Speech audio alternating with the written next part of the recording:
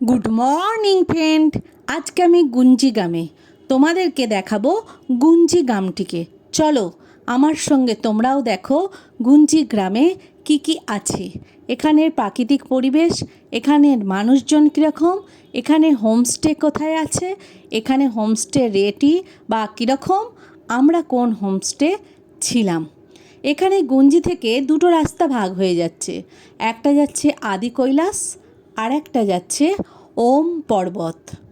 এইটা যে পাহাড়ের কোলে যে বরফটা দেখতে পাচ্ছ ওটা হচ্ছে অন্নপূর্ণা পিক, আর এটাই যাচ্ছে ওম পর্বতের রাস্তা। পাহাড়ের কোলে আমরা দাঁড়িয়ে, এই নীল গাড়িটি মিলিটারির গাড়ি আদি কৈলাসের পথে যাচ্ছে। ওখানে অতিরিক্ত বৃষ্টি স্নোফলের কারণে রাস্তার হাল বেহাল হওয়ায় সব রাস্তা বন্ধ হয়ে গেছে, অর্থাৎ আদি কৈলাস যাওয়া বন্ধ এখন, সেই জন্যই যাচ্ছে। এই যে দেখতে পাচ্ছ বরফে ঢাকা, এটাই পিকটা যে দেখছো এটাই অন্নপূর্ণা পিক। এবার দেখো অনেকগুলো ছেলে সাইকেলে করে যাচ্ছে। এরা এসেছে পিথরাগড় থেকে, সাইকেলে করেই এরা সমস্ত এই রুটটা কমপ্লিট করবে। ওরা একে একে সব কিছু কমপ্লিট করে আদি কৈলাসও গেছে এই সাইকেলে। এখন যাচ্ছে এরা ওম পর্বত। দেখো অনেকজনই কিন্তু এসেছে, কিন্তু সবার বয়স বেশি না। এবার চলো তোমাদের নিয়ে যাই সকালে আমরা কী কী ব্রেকফাস্ট করেছি। রুটি আর বাঁধাকপির তরকারি। দেখো সন্তোষদা ওদিকে খাচ্ছে, এদিকে স্তুতি, সানা, কাকু, এদিকে যে জগদীশ দা, ছোট কাকু, সবাই কিন্তু ভুরি ভোজ করে ব্রেকফাস্ট করছে। এই দেখো এখানে খাবার। এবার চলো তোমাদের দেখায় গুঞ্জি গ্রামটিকে। আমরা বিকেলে বেরিয়ে পড়লাম গুঞ্জি গ্রামের দিকে। আমরা ওপর থেকে নিচে নামছি, দেখতেই পাচ্ছ রাস্তা দিয়ে, আর তার তলাতে দেখতে পাচ্ছ বিভিন্ন হোমস্টে। কেএমভিএনের হোমস্টে আছে, কিন্তু সাধারণ মানুষ পায় না, দালালরা ওই হোমস্টেগুলো আগে থেকেই বুক করে রেখে দেয়। এখানে দেখতে পাচ্ছ বিভিন্ন হোমস্টে আছে যেগুলো নতুন করে তৈরি হয়েছে। এটা কিন্তু আদি গুঞ্জিগ্রাম নয়, যাদের জায়গা ছিল তারা হোমস্টে বানিয়ে বিজনেস করছে, এবং হোমস্টের সাথে সাথে এখান প্রচুর পরিমাণে এদের দোকানে মালপত্র মোতায়েন করে রাখা আছে। দেখো এরপর আমরা নদীতে চলে গেছি। দাদা নদীতে নেমেও গেছে উঁচু থেকে নিচুতে, আমি মাঝপথে আছি। অন্যান্যরা ওপর থেকেই ভাবছে নামবে কি নামবে না, তাই দাদাকে ওপরে উঠে আসতে হচ্ছে, আমিও ওপরে উঠতে লাগলাম। দেখো দাদা নিচে থেকে ওপরে উঠে আসছে। দেখো এটা একটা নদী, এই নদীর পাশেও কিন্তু অনেক গ্রাম আছে। ওপরে ওরা দাঁড়িয়ে আছে আর দাদা নিচে থেকে ওপরে আসছে।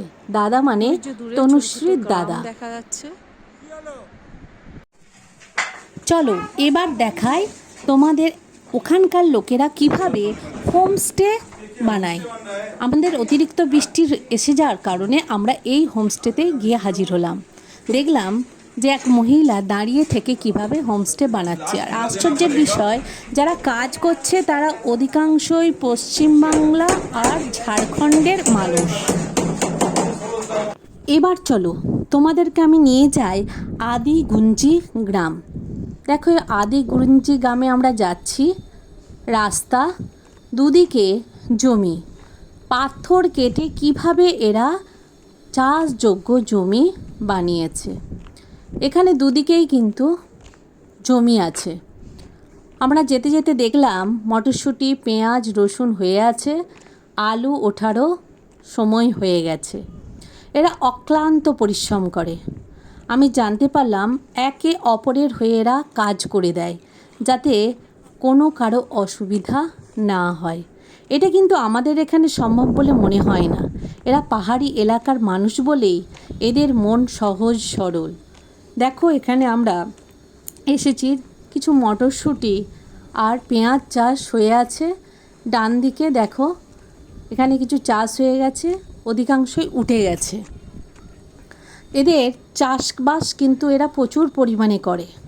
আমি ওনাদের কাছ থেকে জানলাম এই চাষবাসের অধিকাংশ জিনিসই যতটা প্রয়োজন ওরা ব্যবহার করে, বাদবাকি ওনাদের যে মানুষজন থাকে শহরে, অর্থাৎ এখানে তো অধিকাংশ সময় বরফে ঢাকা থাকে, ঠান্ডা 6 মাস থাকে, 6 মাস থাকে না। কিন্তু সবাই কিন্তু 6 মাসে এখানে থাকে না, এটা কিন্তু নয়। আমি যাদের বাড়িতে গিয়েছিলাম তোমরা দেখতে পাবে, তারা কিন্তু 12 মাস এখানেই থাকে। বয়স্করা তারা ধরচুলাতে গিয়ে হাজির হয় না, তাদের বউ ছেলেমেয়েরা ধরচুলাতে গিয়ে থাকে, কিন্তু ওনারা এখানেই যত যা কষ্ট হোক থাকে। তাই এবার চলো আমি তোমাদের দেখাই আপেল গাছ। কীভাবে আপেল গাছে আপেল ফুল ধরে আছে কল্পনা করা যায় না। এই যে দাদা আপেল গাছের ছবি তুলে চলে এলো, এবার আমি যাচ্ছি আপেল গাছের ছবি তুলতে। দেখবে শুধু ফুল আর ফুল, আপেল গাছের পাতা পর্যন্ত দেখতে পাচ্ছি না। এই যে দেখছো, এটা হচ্ছে আপেল গাছ, কিভাবে ফুল ধরে রয়েছে। এবার বুঝতেই পারছো আপেলও কি সুন্দরভাবে হবে। তাই ফলও কিন্তু এরা সুন্দরভাবে পায়, ফলায় এবং খায়। আমি চলে এসেছি একজনের বাড়ি, দেখো তার সঙ্গে আমি পরিচয় করছি। आपका नाम क्या है? दौलत सिंह। हाँ, दौलत सिंह। वाह, थैंक यू। উনি ওনার নাম বললেন দৌলত সিং। দেখো এই যে বাড়িটা তোমরা দেখতে পাচ্ছ, এটা 300 বছরের পুরনো বাড়ি। কি সুন্দরভাবে নকশা করা আছে এই বাড়িতে। এই বাড়িটা কিন্তু 3 তলা বাড়ি। নিচু তলায় ওরা কিন্তু ওদের গরুদের রাখে, দ্বিতীয় তলায় আর তৃতীয় তলা ওরা ব্যবহার করে।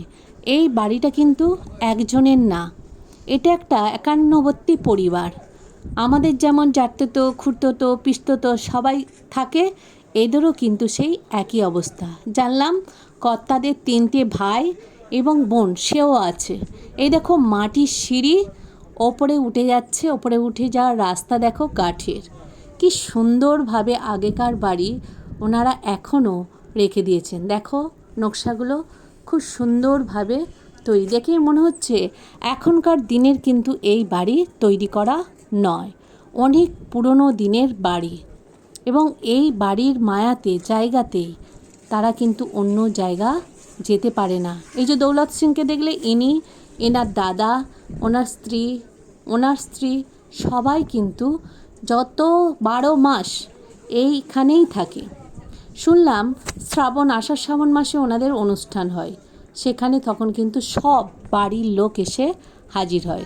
দেখো আমরা সবাই কিন্তু ফটো তুলতে ব্যস্ত, এত একটা সুন্দর পরিবেশে এসে হাজির হয়েছে। এবার দেখো দাদির সঙ্গে পরিচয় হচ্ছে।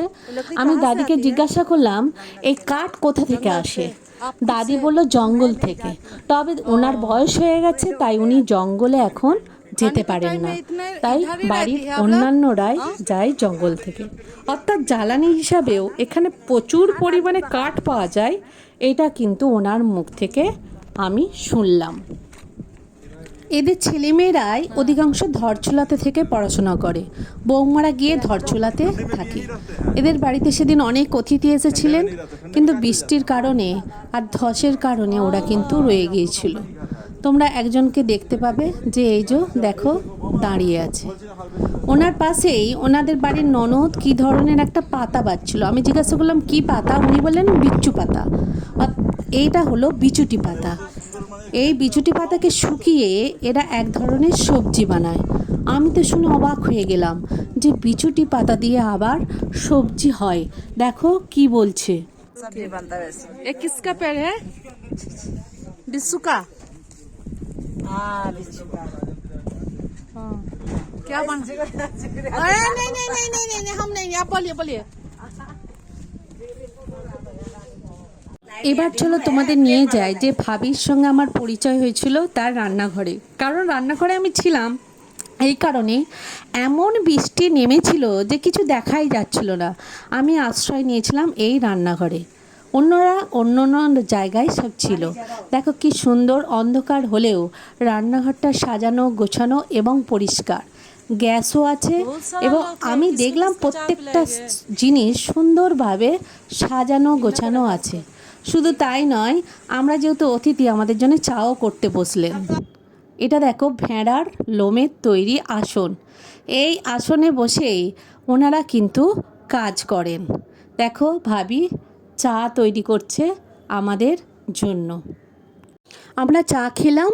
অতিরিক্ত বৃষ্টির কারণে গাড়ি করে আমাদের হোমস্টেতে পৌঁছে দিলেন এনারাই।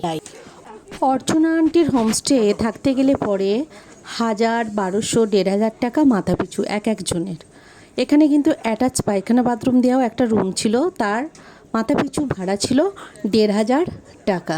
এখানে অর্চনা আন্টি, তার ছেলের সবারই ফোন নাম্বার দেওয়া আছে, তোমরা দেখতে পাচ্ছ। এখানকার অনেক হোমস্টে আছে, যে যেমন দামে নিতে চাও মোটামুটি পেয়ে যাবে 800 থেকে 1500 টাকার মধ্যে।